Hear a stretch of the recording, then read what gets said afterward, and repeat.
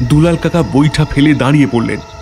গলা খাঁ খাঁ করে বললেন, আবো কালু, জল ঢুকছে নাকি রে? কালু তাড়াতাড়ি নৌকার পেটের দিকটা দেখতে গেল।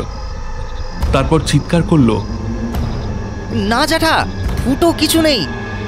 ওই দিকটা ভারী হয়ে যাচ্ছে, কেমন কেমন ডুবে যাচ্ছে গো। হ্যাঁ, একবার দেখো, একবার দেখো। নৌকার ওই দিকটা যেন ধীরে ধীরে ঢেউয়ের নিচে ডুবে যাচ্ছে, অথচ মাছ সব এদিকে, কোথাও অতিরিক্ত ওজন ছিল না। তবে কি? নমস্কার শ্রোতা বন্ধুরা, আমি মৈনাক এবং আপনারা শুনছেন প্রে চড়ি, যেখানে আদিম ভয় পূর্ণ হয়। বুঝতেই পারছেন আমাদের চ্যানেলটি সম্পূর্ণ নতুন, তাই আপনাদের যদি আমাদের গল্পগুলি ভালো লাগে তাহলে অবশ্যই লাইক, কমেন্ট এবং শেয়ার করে চ্যানেলটি সাবস্ক্রাইব করে দেবেন। কথা দিচ্ছি হতাশ হবেন না। তাহলে চলুন শুরু করা যাক আজকের গল্প। লেখিকা অরণ্যানী অর্পিতার কলমে হাড় হিম করা ভূতের গল্প, পোড়ো আতঙ্ক।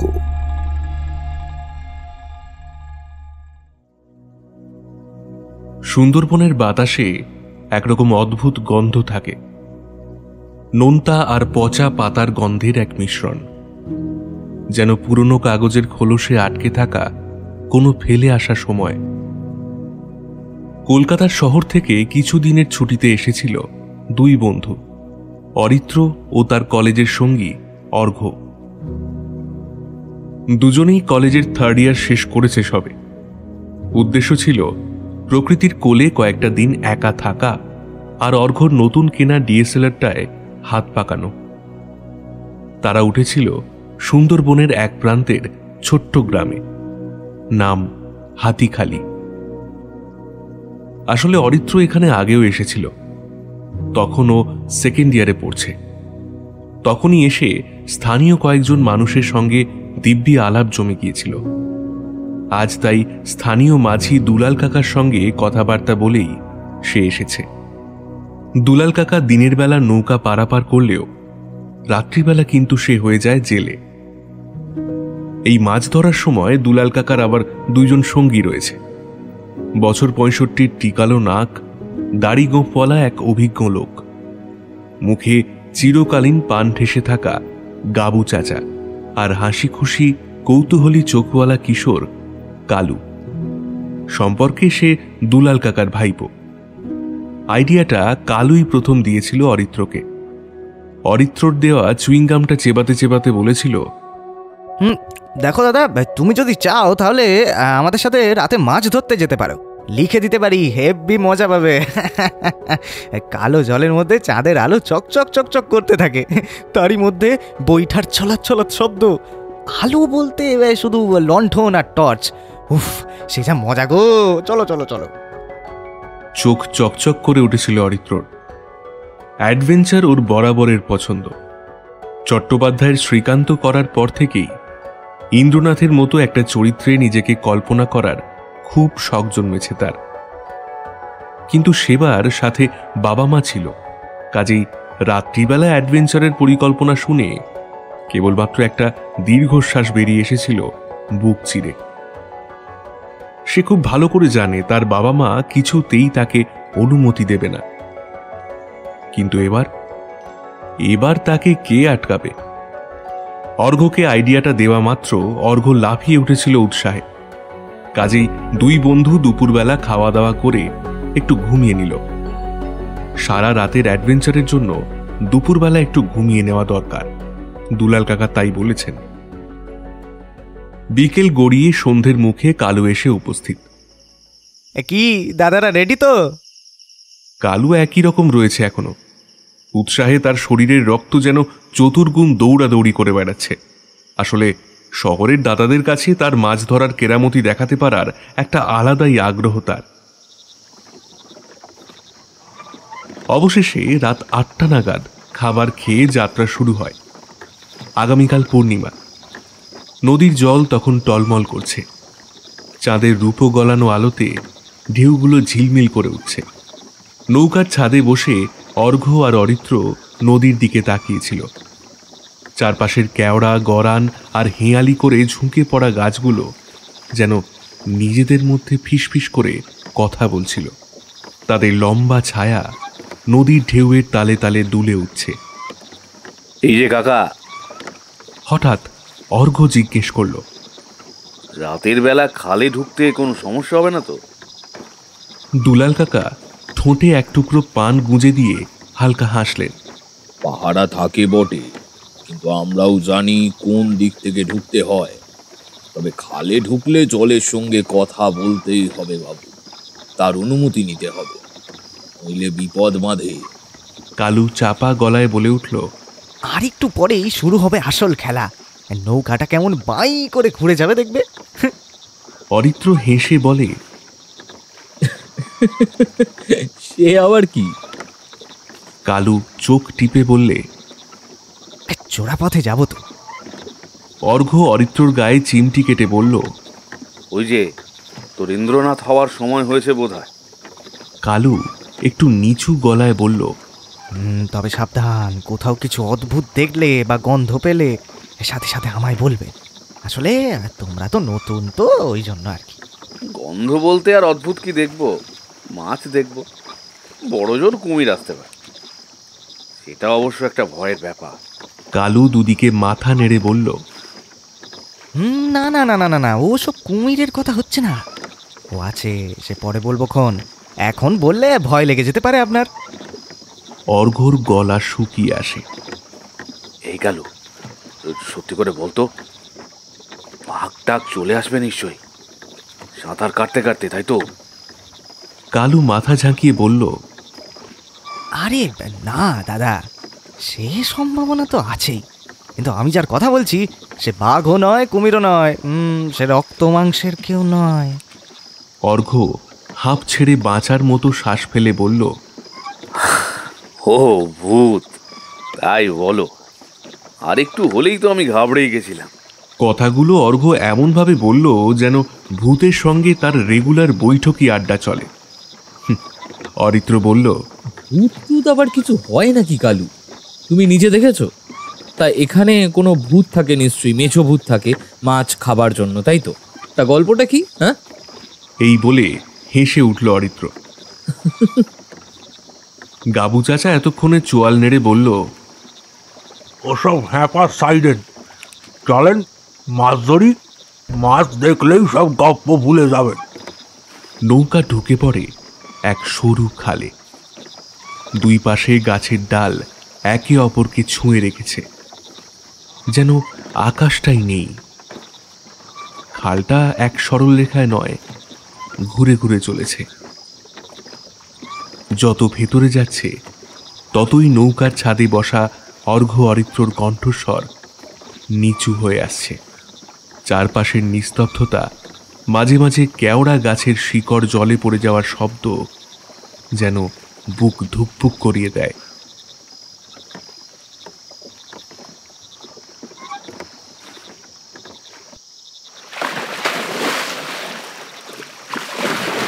একসময় জাল ফেলা হলো। চারদিক নিস্তব্ধ, শুধু মাঝে মধ্যে দূরে কিচিরমিচির আর জলের ছলাচ্ছল আওয়াজ। নৌকার পেছনে দাঁড়িয়ে কালু হঠাৎ বলল, দাদা, একটা কথা জিজ্ঞাসা করি, আপনি বিশ্বাস করেন না পোড়ো বলে কিছু আছে? অরিত্র একটু ভেবে বলল, গল্প শুনেছিলাম বটে, কিন্তু হ্যারি পটার থেকে লাল কমল, নীল কমল থেকে পুরো কাউকেই আমি বিশ্বাস করি না। এসব মানুষের ভয় আর কল্পনা। কালু মাথা নাড়ল। ওরা ছায়া, নদীর বুকে ভেসে বেড়ানো ছায়া, মাছ দেখিয়ে ফাঁদ পাতে। আপনি লোভে পা দিলেই ভুল করবেন কিন্তু। অর্ঘ্য বলল, তা কিভাবে বুঝবো কোনটা পোড়োর ফাঁদ আর কোনটা সত্যিই মাছের ঝাঁক? কালু হাসল। যদি দেখেন রাতের বেলা হঠাৎ চারপাশে প্রচুর মাছ লাফাচ্ছে, টুপটাপ শব্দ হচ্ছে, বাতাস ঠান্ডা হয়ে আসছে, তাহলে বুঝবেন কেউ দেখাচ্ছে, জাল ফেললেই ফাঁদে পড়লেন।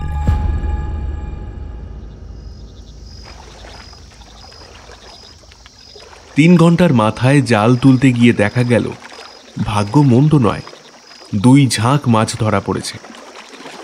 গাবু গাইতে গাইতে গুনতে লাগল। তখনই খালের বাঁদিকে জলের উপর আলো ছলছল করে উঠল। একটা নির্দিষ্ট জায়গায় একদল রূপলি মাছ লাফাচ্ছে। সেই জায়গায় জল ছিটকে ঢেউ তুলছে। অরিত্র উত্তেজিত হয়ে বলল, ওইদিকে জাল ফেলি, দেখেছো কত মাছ? দুলাল কাকার মুখ গম্ভীর। এখন জাল ফেলবেন না, এইরকম টুকটাপ মাছের লাভ ঠিক না। অর্ঘ্য তবু সেই দিকে তাকিয়ে থাকে। মাছগুলো যেন ডাকছে ওকে। কেমন একটা মোহমুগ্ধ গলায় বলল, কি বলছো? এত মাছ এত কাছে ছেড়ে দেবে? পেছন থেকে কালু ফিসফিস করে বলল, গন্ধ পাচ্ছেন না? হ্যাঁ, পচা পাতার গন্ধ। বাতাস ঠান্ডা হয়ে গেছে। ওটা ফাঁদ গো। এই পূর্ণিমা যত এগিয়ে আসে ওরা তত ঘন ঘন দেখা দেয়। সবাই স্তব্ধ, গলায় কথা আটকে গেছে। গাবু চাচা কি একটা বিড়বিড় করতে করতে নিঃশব্দ পায়ে এগিয়ে 2টো লণ্ঠনই পরপর নিভিয়ে দিল। দুলাল কাকা থরথরিয়ে বলল, কালু, বইটা দে, এই জায়গা ছাড়তে হবে এক্ষুনি। কালু নিঃশব্দে বইটা তুলে নিল।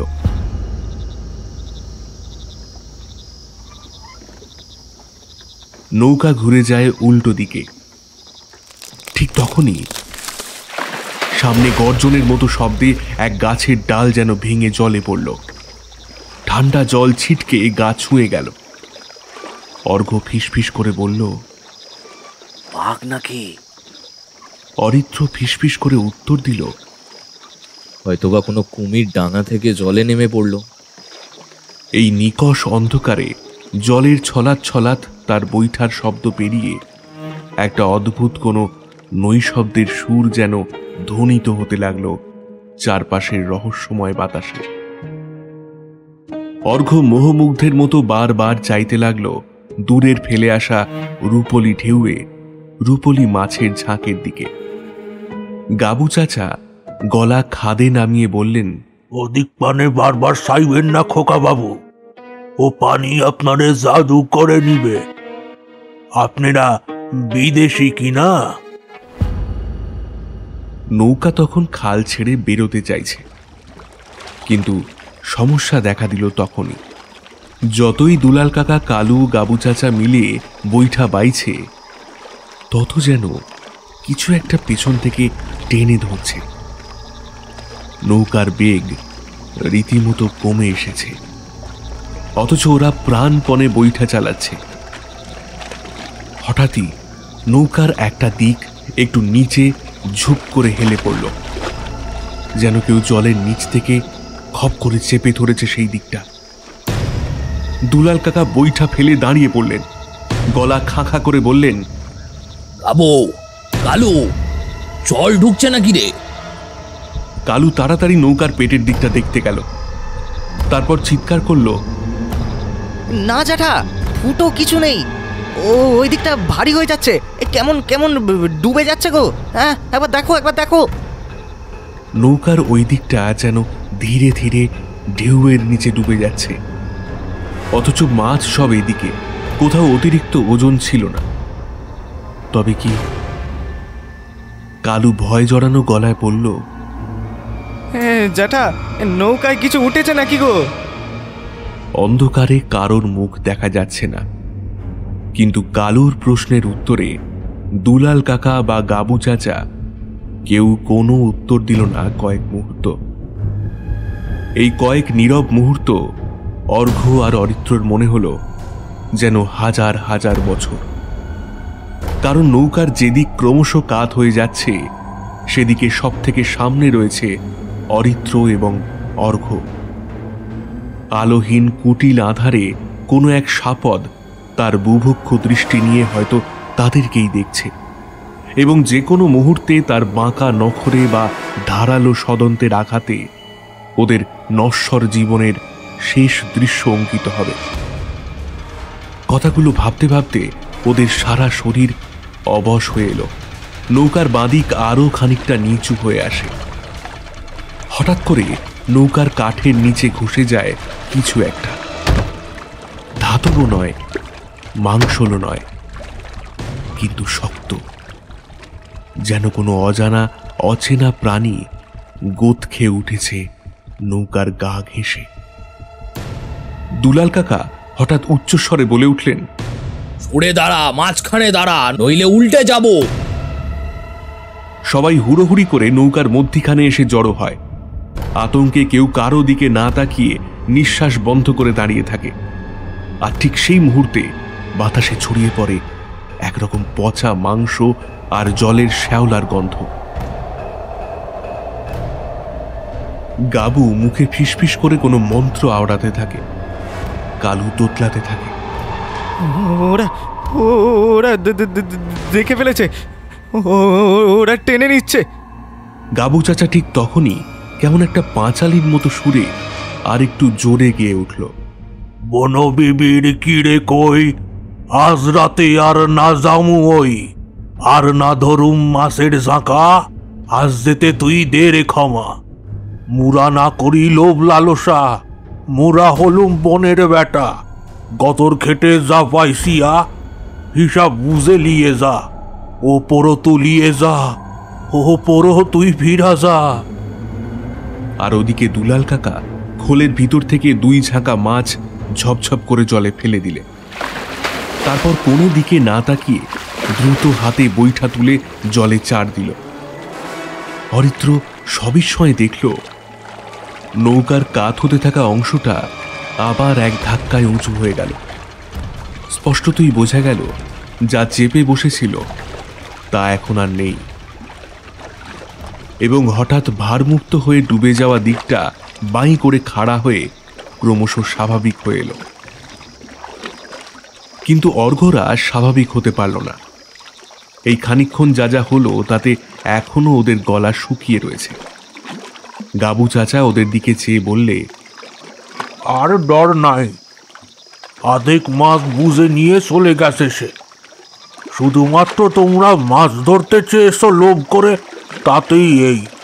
তাহলে ভাবো, যদি ওই মাছ লোভ করে সত্যি সত্যি আমরা নিতাম, তাহলে কি হতো? কে চলে গেছে, কেন চলে গেছে, চলে না গেলে কি হতো, কোনো কিছুই বুঝলো না অরিত্ররা।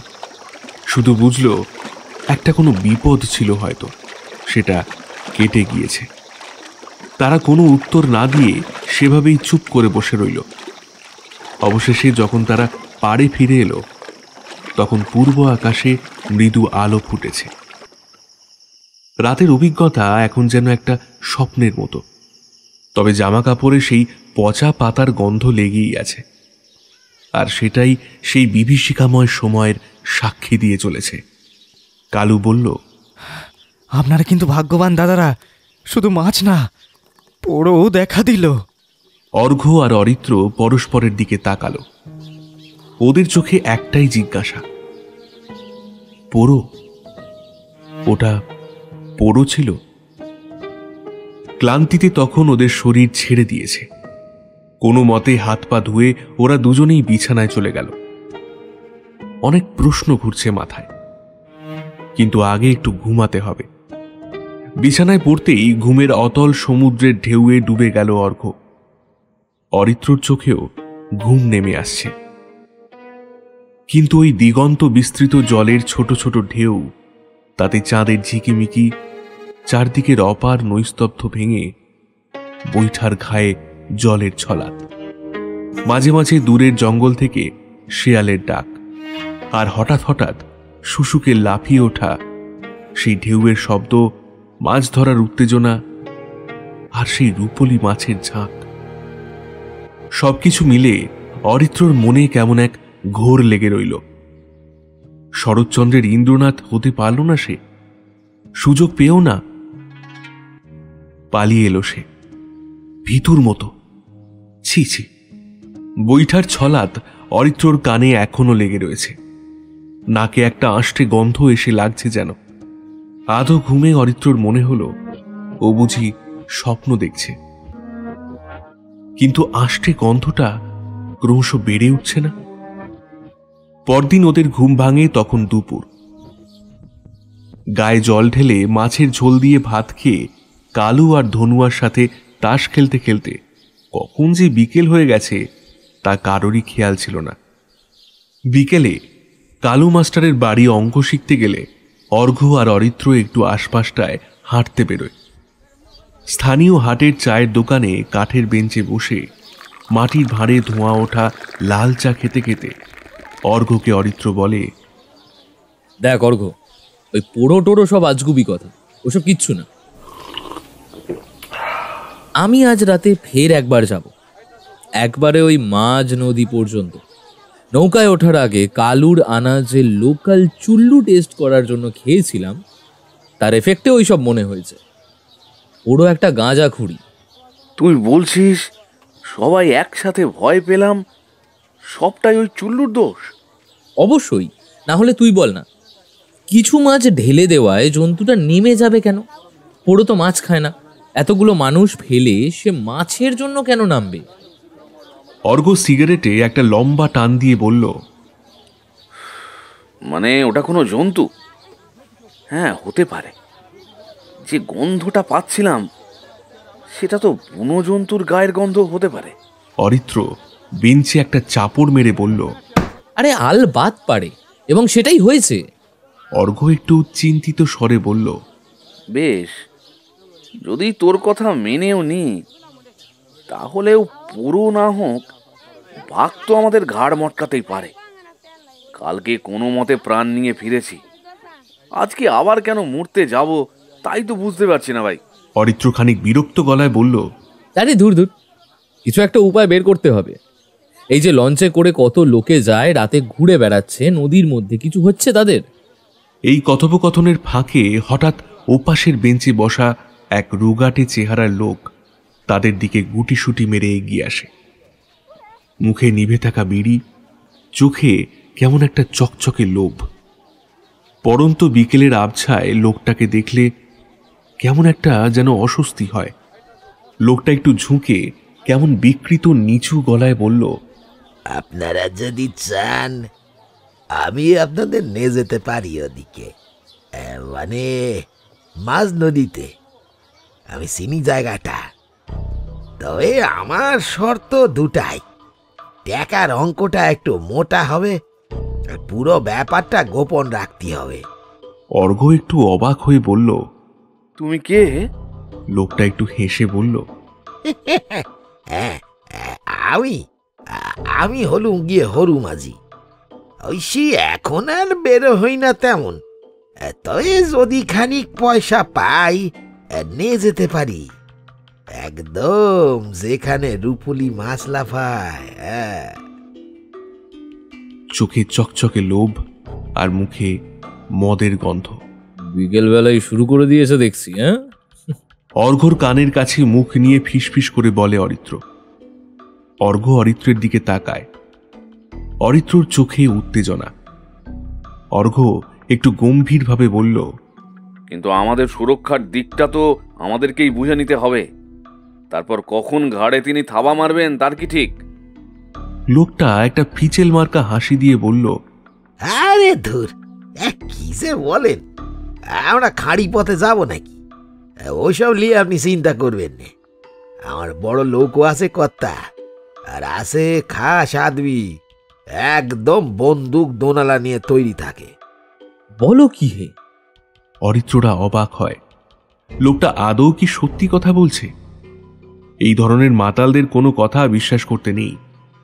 লোকটা আবারও বলল, আসলে সে আদমি তো সে আদমি নয়। আজ রাতে একটা বড় পার্টি ধরিছি, সে বাবু আমার সঙ্গে মাঝ নদীতে যাবে। ও লোক তারই বডি গেরাট। এবার আপনারা যদি দুজন যান তাইলে পরে আমরা দল একটু ভারী হব, আমার 2 পয়সা বেশি ইনকাম হবে। এইবার বিষয়টা অরিত্রদের বোধগম্য হলো। অরিত্র জিজ্ঞেস করল, তা তোমার এই বাবুটি কে? আমরা সাথে গেলে তার আপত্তি হবে না? লোকটি কান এঁটো করা হাসি হেসে বলল, আগে 2 গা পরে জমিদার বংশের শেষ বংশধর গো, জমিদার মাধব রায়ের নাতির ছেলে দিগ্বিজয় রায়। মানুষটার এত টাকা, কিন্তু মনে সুখ নেই গো। অর্ঘ্য উৎসুক হয়ে জিজ্ঞেস করল, কেন সুখ নেই কেন? লোকটা বলল, বাবু 3 খান মেয়ে, একটাও সেলি হয় নিজে। বংশে বাতি দেওয়ার কেউ নেই, তাই মনে বড় দুঃখ। অরিত্র একটু বিরক্ত নিয়ে বলল, তো ছেলে নেই তো কি, মেয়ে তো আছে। লোকটা অবাক হয়ে একটুক্ষণ অরিত্রের দিকে তাকিয়ে তারপর কান চুলকে বলল, আগে বেটা ছেলের কাম বেটা ছেলে করে, মেয়ে মাইনেসের কাম তারা করে। এই ধরেন রাত্রিরে আপনারা মাছ নইতে যাইবেন, কোনো মেয়ে মাইনসে কি এইভাবে যাবে গিয়া? অরিত্র এক রাশ বিরক্তি নিয়ে বলল, সে তো তোমাদের মতো পুরুষের জন্যই যাবে না। লোকটার কথার মানে বুঝতে না পেরে ফ্যাল ফ্যাল করে চেয়ে রইল। অরিত্র আরো কি বলতে যাচ্ছিল, অর্ঘ্য তাকে থামিয়ে দিয়ে বলল, তাহলে তোমার ওই বাবুকে জানিয়ে দিও যে আমরা দুজনেও যাব। অরিত্র কি ভেবে বলল, তবে আগে পুরো টাকা দেব না, নৌকায় উঠে অর্ধেক, নামার পর অর্ধেক। রাজি? লোকটা আবারও সেই কান এঁটো করা হাসি হেসে বলল, সে আপনারা না হয় আগেও দিলেন না, অসুবিধা নাই, আপনারা গেলেই এই গরিব খুশি হবে। অরিত্র একটু থতমত খেয়ে যায়। এরকম উত্তর সে আশা করেনি। একটু কাষ্ঠ হেসে সে বলে, আচ্ছা, সে দেখা যাবে এখন। তা আমরা কখন আসবো, কোথায় আসবো? লোকটার মুখের ফিছেল হাসি মিলিয়ে গিয়ে এইবার একটা অন্য রকম ভাবে ফুটে উঠল। এদিক ওদিক দেখে নিয়ে বলল, দুলালদের ঘরে উঠেছেন তো? চমকে উঠল অর্ঘ্যরা। তুমি কি করে জানলে? লোকটা হালকা হেসে বলল, আপনারাই তো বলছিলেন নিজের কথা, তখন শুনিছি। তা যা বলছিলাম, ওরা সবাই যখন ঘুমিয়ে পড়বে তখন আসবেন সেই মঞ্চা থানের পাশে, আমি থাকবো ক্ষণ। কিন্তু খবরদার বাবু, কেউ যেন জানতে না পারে। কেউ জানলেই বা কি? কি আবার হবে, পূর্ণিমের দিন আজ, ওরা কিছুতেই এই সময় রাতে নদীতে যায় না, ওই যে পোড়ো আসে নাকি, তাই। আপনাদেরও যেতে দেবে না জানতে পারলে।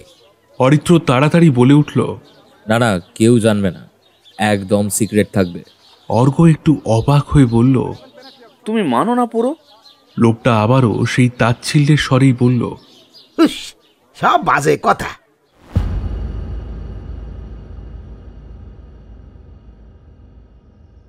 রাত 11টা। মনসার থানের সামনে দাঁড়িয়ে অর্ঘ্য আর অরিত্র অপেক্ষা করছে। প্রায় আধ ঘন্টা হয়ে গেল, কারো পাত্তা নেই। এদিকে মশার কামড়ের টেকা যাচ্ছে না। অরিত্র বলল, বুঝলি, মালটা মনে হচ্ছে মদ খেয়ে কোথাও পড়ে আছে। কি ভাগ্যিস টাকা অ্যাডভান্স করিনি। অর্ঘ্য সম্মতিসূচক মাথা নেড়ে বলল, এজন্যই আমার মা বলে, পৃথিবীতে যাকেই বিশ্বাস করো, মাতালদের কখনো বিশ্বাস করো না। অরিত্র মিটিমিটি হেসে বলল, তবে কালকে চুল্লুটা খেয়ে কিন্তু বেশ একটা ভালো ফিলিং হচ্ছিল। ভদকা খেয়ে এসব হয় না। অর্ঘ্য কটমট করে তাকিয়ে বলল, তুই হলি জ্ঞান পাপি, বুঝলি?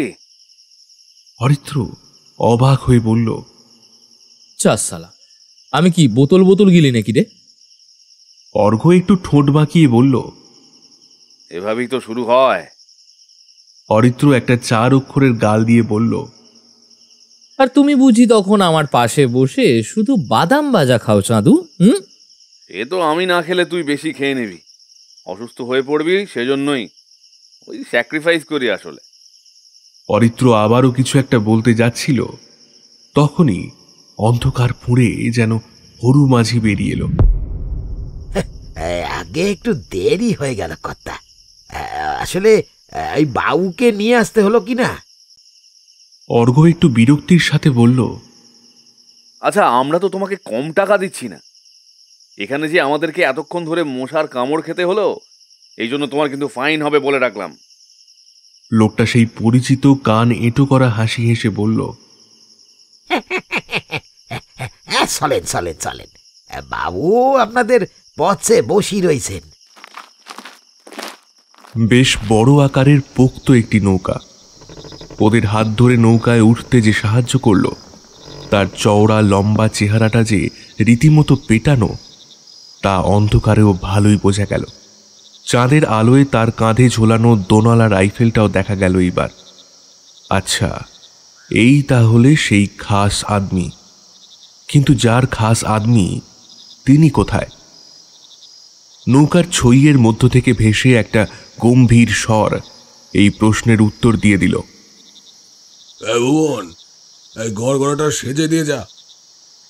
সেই লম্বা চওড়া লোকটি উত্তর করল, আজ্ঞে হুজুর, যাই। তারপর অর্ঘ্যদের দিকে তাকিয়ে বলল, আপনারা ভেতরে যান, হুজুর অনেকক্ষণ ধরে আপনাদের জন্য অপেক্ষা করছেন।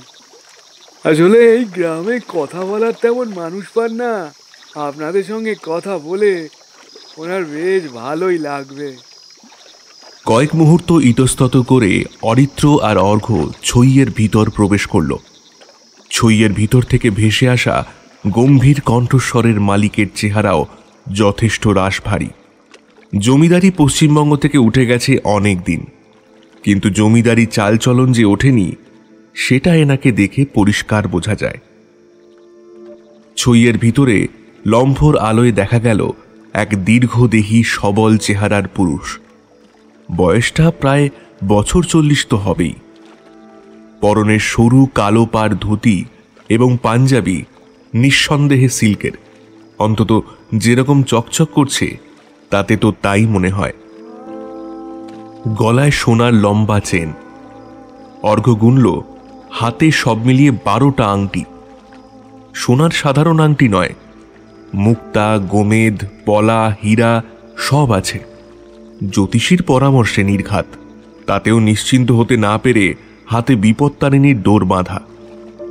নতুন পুরনো দুটি উপর বাঁধা রয়েছে। গদির উপর আধশোয়া হয়েছিলেন তিনি। অর্ঘ্যদের ঢুকতে দেখে বললেন, আরে আসুন আসুন, মাফ করবেন, আমার জন্য আপনাদেরকে বোধহয় একটু অপেক্ষা করতে হয়েছে। আসলে অনেকটা দূর থেকে এলাম কিনা। বসুন বসুন। অরিত্ররা দেখল গদির পুরোটাতেই জমিদার মশাইয়েরা বসে রয়েছেন। ওরা পাশে পেতে রাখা চাটাইয়ের ওপর বসে পড়ল। দিগ্বিজয় রায় আবার বললেন, তারপর বলুন, কোথায় থাকেন আপনারা? সেই কলকাতায় নাকি? আমার কলেজ জীবন কলকাতাতে, কি বুঝলেন? আচ্ছা, ওই গিরিশবাবুর থিয়েটারটা, সেটা এখনো আছে? এভাবেই এদিক ওদিকের কথা বলতে বলতে কিছুটা সময় কেটে গেল। অরিত্ররা বুঝল ভদ্রলোক যথেষ্ট দিল খোলা মানুষ, কিন্তু সত্যি বলতে তারা তো এখানে গল্প করতে আসেনি। তারা এসেছে প্রকৃতির সৌন্দর্য উপভোগ করতে। তাই খানিকক্ষণ পর অরিত্র বলল, কাকু, কিছু মনে করবেন না, আসলে এত সুন্দর একটা পূর্ণিমার রাতে এভাবে ছইয়ের মধ্যে বসে থাকাটা বোধহয় ঠিক না। চলুন না, বাইরে গিয়ে একটু চারিদিকটা দেখি। অর্ঘ্য যেন এমন কিছুই চাইছিল। সেও সাথে সাথে বলে উঠল, আসলে কলকাতায় তো বুঝতেই পারছেন, এরকম কিছু দেখার উপভোগ করার সুযোগই হয় না। মুহূর্তের জন্য দিগ্বিজয়ের মুখে যেন সামান্য অসন্তুষ্টির ছাপ পড়ল, যদিও পরক্ষণে তিনি বললেন, আরে হ্যাঁ হ্যাঁ, যাও যাও, এই সুন্দর প্রকৃতির দুচোখ ভরে উপভোগ করো। আমি বেকুবের মতো তোমাদের এখানে আটকে রাখছিলাম। আর এই নাও, তোমরা তো এখনকার ছেলে, কলকাতার আবার এই পূর্ণিমার রাতে জ্যোৎস্নায় গা ধুতে ধুতে একটু সমরাস হবে নাকি? হ্যাঁ হ্যাঁ। অরিত্রর চোখগুলো চকচক করে উঠেছিল। না না, কাল এখানে লোকাল একটু খেয়ে আমরা উল্টোপাল্টা কী সব দেখে ঠেকেছি। আজ কোনো নেশা টেশা করবো না, আজ একেবারে শুদ্ধাচারে থাকবো। আবারও অর্ঘ্যর মনে হলো দিগ্বিজয় বাবুর মুখটা যেন একটু কঠিন হয়ে উঠল, কিন্তু আবারও পরক্ষণেই তিনি হেসে বললেন, বেশ বেশ, তোমরা যাও, আমিও আসছি। হ্যাঁ। অরিত্র আর অর্ঘ্য ছইয়ের ভিতর থেকে বেরিয়ে বাইরের অপূর্ব সৌন্দর্য দেখে মুগ্ধ হয়ে গেল।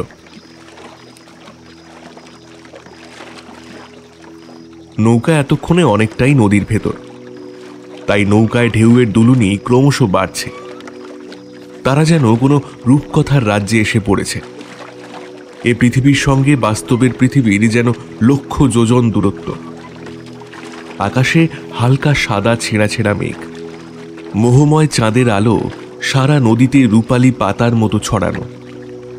নৌকার বৈঠার শব্দ, ঢেউয়ের ছলাচ্ছল শব্দ, মাঝির কণ্ঠে অচেনা হুম হুম সুর, আর মাঝে মাঝে জলের উপর লাফিয়ে ওঠা ছোট ছোট রূপালী মাছ, সব মিলিয়ে এক আশ্চর্য মোহময় পরিবেশ। দূর থেকে দেখা গেল আরো লম্বা টান টান কিছু নৌকা, কিন্তু সেগুলো সব ফিরতি পথে, অর্থাৎ তাদের যা মাছ ধরার ছিল সব ধরা হয়ে গেছে।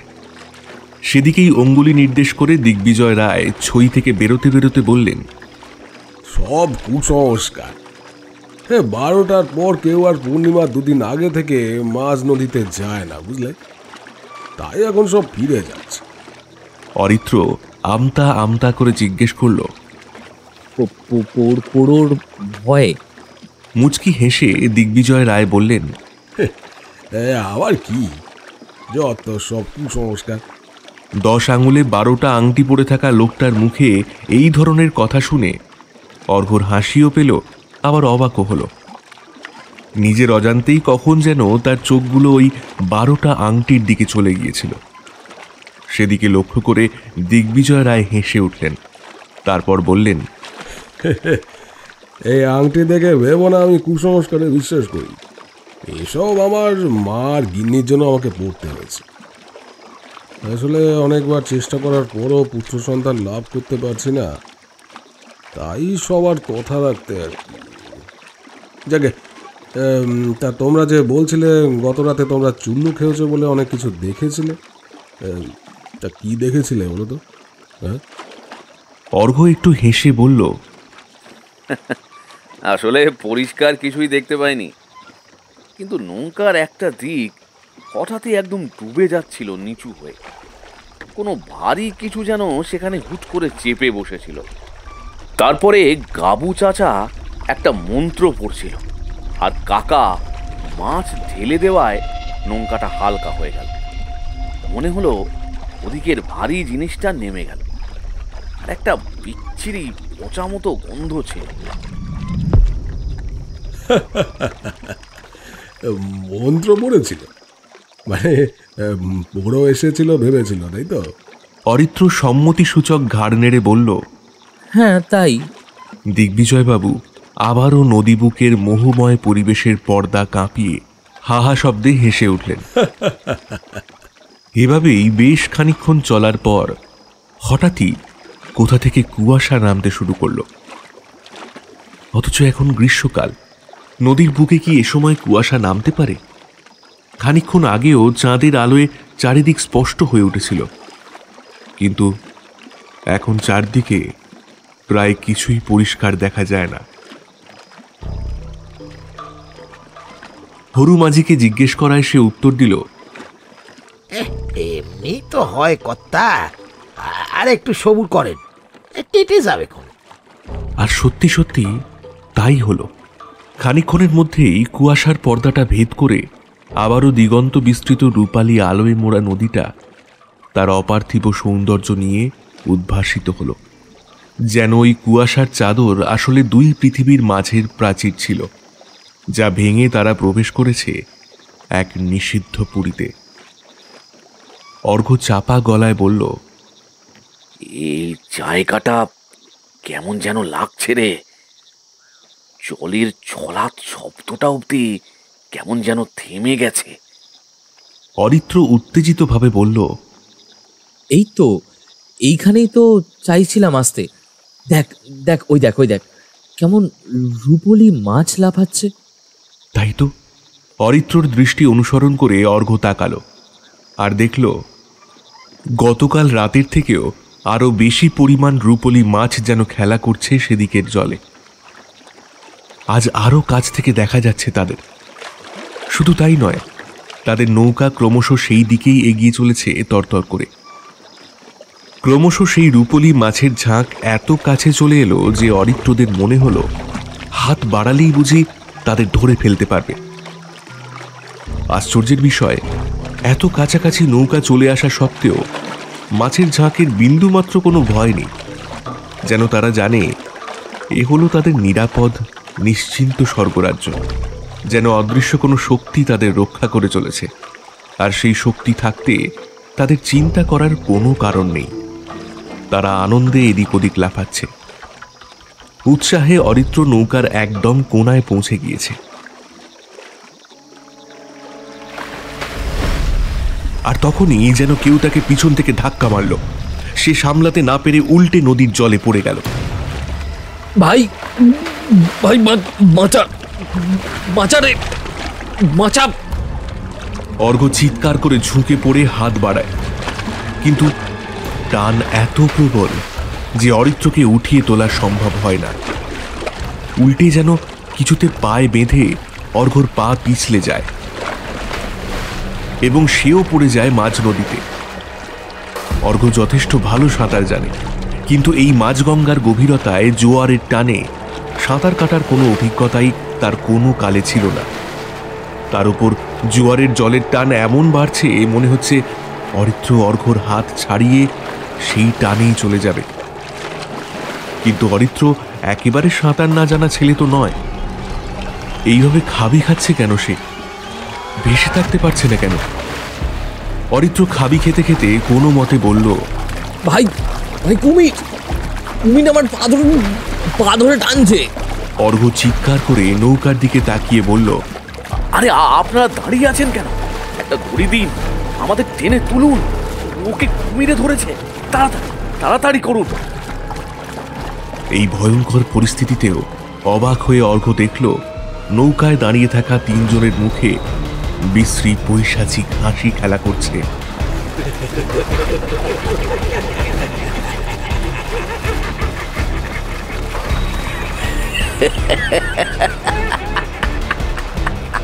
সেভাবেই হাসতে হাসতে দিগ্বিজয় রায় বললেন,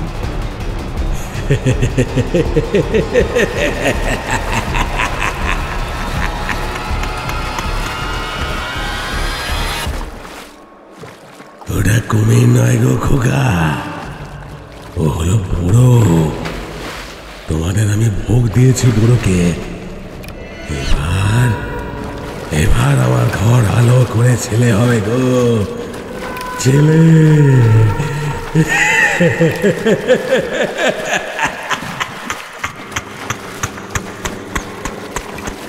বিশ্রী খ্যাকখ্যাকে হাসিতে ফেটে পড়লেন দিগ্বিজয় রায়। আর ক্রমশ দিগ্বিজয় রায়ের রাশভারী চেহারাটা বদলে যেতে থাকে। গালের মাংসগুলো কালো বিকৃত হতে হতে সেখানে দেখা দেয় অন্ধকার গহ্বর। সেই অন্ধকার গহ্বরের ভিতর থেকে উঁকি মারে সাদা সাদা দাঁতের সারি। হাঁ মুখের ভিতর থেকে হাসির দমকের সাথে মাঝে মাঝে বেরিয়ে আসছে লকলকে লম্বা জিভ। পোশাকের আস্তরণের বাইরে থাকা হাতের আঙুল কবজি থেকে কালো পচে ওঠা মাংস গলে গলে পড়ছে। একটা গা গুলিয়ে ওঠা তীব্র দুর্গন্ধে ভেসে যাচ্ছে চারিদিক। আতঙ্কের আর্ত চিৎকার বেরিয়ে এলো অর্ঘ্যর মুখ থেকে। ওর হাত পা শিথিল হয়ে আসে ওই ভয়াল দৃশ্য দেখে। মাত্র কয়েক হাতের দূরত্বে কতগুলো পৈশাচিক বিকৃত অবয়ব, যারা কিছুতেই ইহলোকের কেউ হতেই পারে না। কোনো এক অলৌকিক মায়ায় পরলোক থেকে জীবন্ত হয়ে ফিরে অর্ঘ্যদের দিকে অঙ্গুলি নির্দেশ করে হাসাহাসি করছে। এই অবিশ্বাস্য অতিলৌকিক দৃশ্যের অভিঘাতে অর্ঘ্য এতটাই জমে গেল যে সাঁতার কাটার স্বাভাবিক জৈবিক প্রবণতাটুকুও তার ভেতর থেকে অদৃশ্য হয়ে গেল। অরিত্রর হাতটা তখনও ধরা ছিল বটে, কিন্তু ক্রমশ তার হাত অবশ হয়ে আসছিল। অবশেষে ঢেউয়ের প্রবল ঝটকায় তার নাকে মুখে জল ঢুকে যাওয়ায় একরকম খাবি খেতে খেতে অর্ঘ্য যেন সম্বিত ফিরে পেল। ওদিকে অরিত্রর দম শেষ হয়ে আসছে। সে এবার অর্ঘ্যর হাত ছাড়িয়ে নিতে চেষ্টা করল। কোনো মতে বলল, ভাই তুই চাঁদরে কেটে বাঁচ ভাই, অন্তত একজন তো বাঁচি, আমায় ছাড়। আর প্রায় সাথে সাথেই নদীর জলের নিচ থেকে একটা তীব্র আকর্ষণে ছিটকে সরে গেল অরিত্র। কিন্তু হাল ছাড়ল না অর্ঘ্য। জেলা সুইমিং চ্যাম্পিয়ন সে, এত সহজে হার মানবে না। সে ঠিক একটা মাছের মতোই গোদ খেয়ে অরিত্রকে ধরতে ঝাঁপ কাটল। আর জলের ভিতর হাতড়ে পেয়েও গেল অরিত্রর মাথার চুল। চুলটাই মুঠো করে ধরে টেনে তোলার চেষ্টা করল অর্ঘ্য। কিন্তু নদীর উথাল পাথাল বুঝি তার সমস্ত চেষ্টাই পণ্ড করতে বদ্ধপরিকর। অর্ঘ্যর চোখ ফেটে জল এলো, কিন্তু তখনই খুব কাছ থেকে কিছু পরিচিত মানুষের গলা কানে এলো তার। ওটা কি? ওটা কালুর গলা নয়? দাদা, দাদা কোথায় তোমরা? নিজের সর্বশক্তি দিয়ে চিৎকার করে উঠল অর্ঘ্য।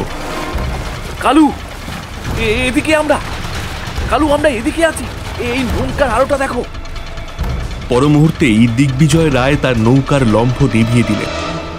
কিন্তু ততক্ষণে কালুরা দেখে নিয়েছে সে নৌকা আসলে ঠিক কোথায় রয়েছে। অরিত্রকে জাপটে ধরে রাখতে গিয়ে অর্ঘ্য এখন ক্রমশ ডুবে যাচ্ছে। তার হাত ক্রমশ আলগা হয়ে আসছে। ওই তো নৌকাটা এগিয়ে আসছে। কালু তবে দেখতে পেয়েছে তাদের? ওদিকে নৌকার সামনে মশাল হাতে দাঁড়িয়ে রয়েছে কালু। ঘুমিয়ে পড়ার খানিকক্ষণ পর তার বাথরুম পেয়েছিল। সে উঠে দেখে তার শহরের দাদারা কেউ বিছানায় নেই। কেমন যেন সন্দেহ হয়। সে তার বাবা জ্যাঠাদের ডেকে তোলে। অবশেষে খোঁজ করতে করতে চৌকিদার রমা কায়েতের থেকে জানা যায় শহরের দুজন বাবু মানুষ মনসা থানের কাছে ঘুরঘুর করছিল এবং তারপরে একটা নৌকায় করে উঠে যায়। আর দেরি না করে তখনই তারা খুঁজতে বেরোয় আর গজরু বাবাকেও মন্দিরে গিয়ে নিয়ে আসে। নৌকায় মাঝে দাঁড়িয়ে আছে গজরু বাবা। তার হাতে একটা বড় সাদা কাপড়ে মোড়া পুঁটলি আর ঠোঁটে এক অজানা মন্ত্র। জলের অন্তর বিদূরিত হোক, মায়ার পথ ছিন্ন করো, জাগো মা, জাগো মা। হাতের কমণ্ডলের জল স্পর্শ করে নদীর জলের বুকে ছিটিয়ে দিতে থাকেন গজরু বাবা। ওদিকে কালু কোমরে দড়ি বেঁধে লাফিয়ে পড়ে ধরে ফেলে অর্ঘ্যকে। আর অন্যদিকে চিৎকার করতে করতে দুলাল কাকা, গাবু চাচা আরো দুইজন জেলে জাল ফেলতে থাকে। আর তাতেই উঠে আসে অরিত্রর অচেতন শরীর। অর্ঘ্য কিছুটা জল খেয়েছে বটে, কিন্তু তার চেতনা ছিল। সে নৌকায় উঠেই কালুকে বলল, ওই যে ওদিকে আছে নৌকাটা। ওই দিগ্বিজয় রায় আমাদের মেরে ফেলতে চেয়েছিল। সাথে সাথে 12 ব্যাটারির টর্চের আলো ফেলে এদিক ওদিক দেখা হলো, কিন্তু কোথাও সে নৌকার চিহ্ন মাত্র নেই। অরিত্রর শরীরটার নৌকায় তোলার পর তার পেট থেকে প্রচুর জল বের করার পরেও চেতনা না আসায় ওই রাতেই সরকারি হাসপাতালে নিয়ে যাওয়া হলো ওকে।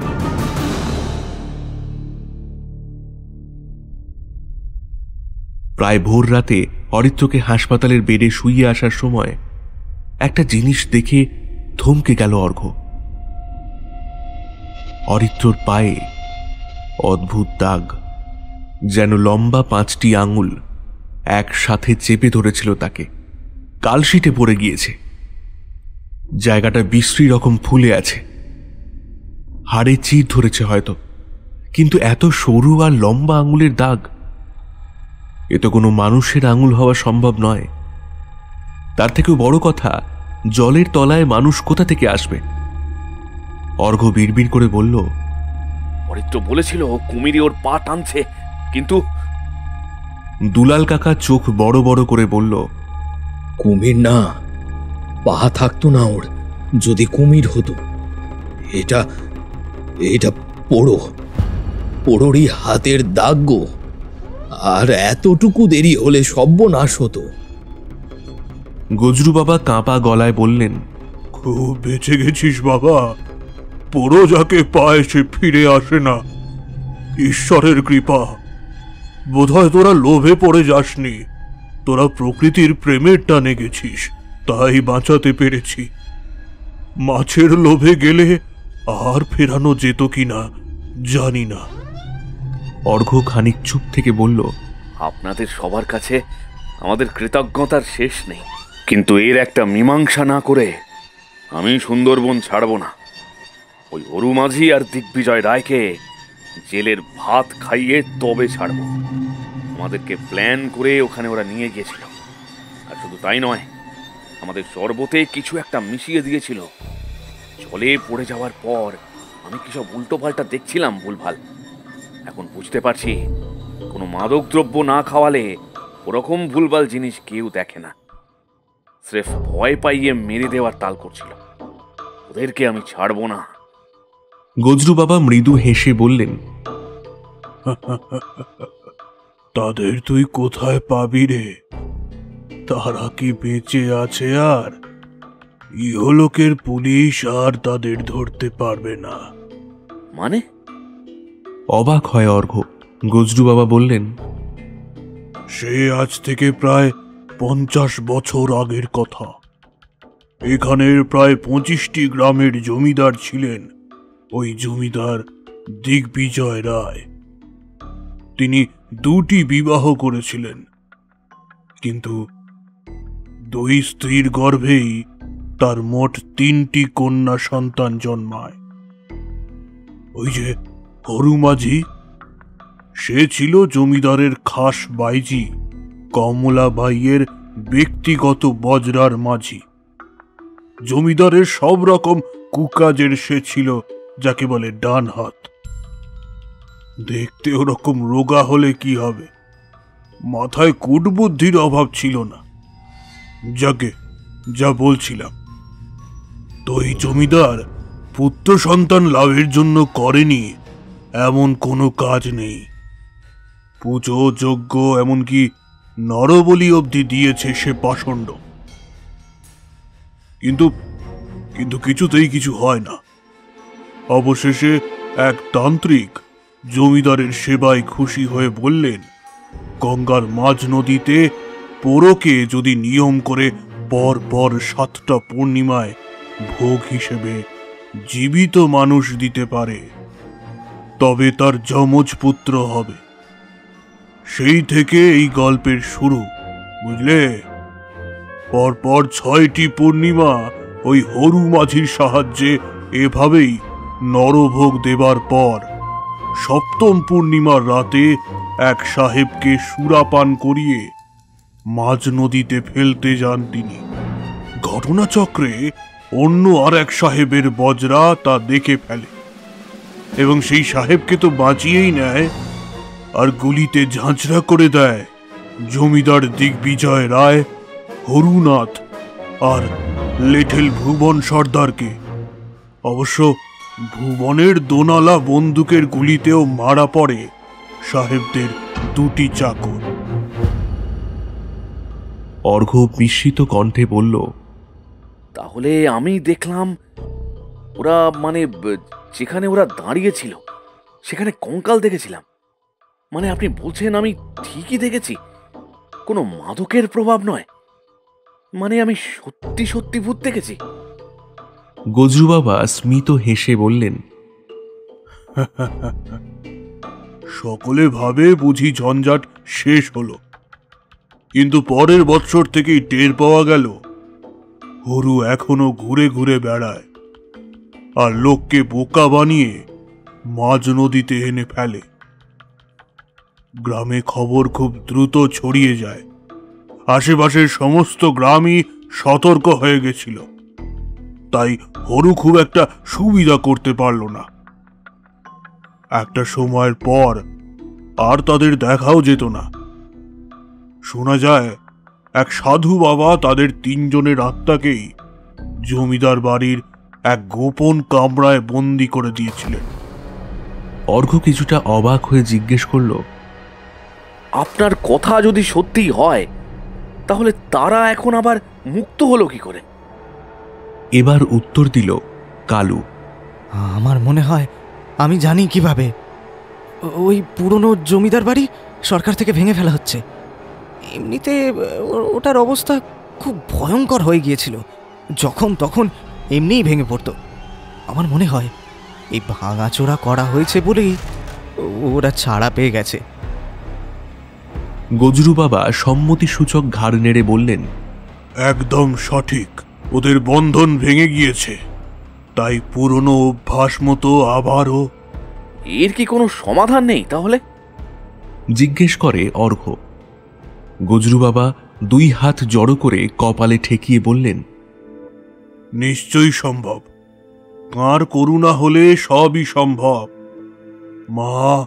মা গো, রক্ষা করো মা। জয় তারাম, মা ব্রহ্মময়ী। অর্ঘ্য পূর্ণ দিবালোকে বিস্তৃত গঙ্গাবক্ষের দিকে তাকিয়ে রইল। পরপর কয়েকটা স্টিমার যাচ্ছে।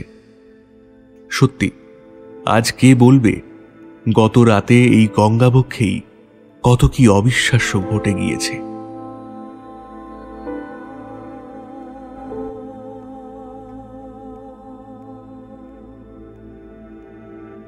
শুনছিলেন লেখিকা অরণ্যানী অর্পিতার কলমে পোড়ো আতঙ্ক।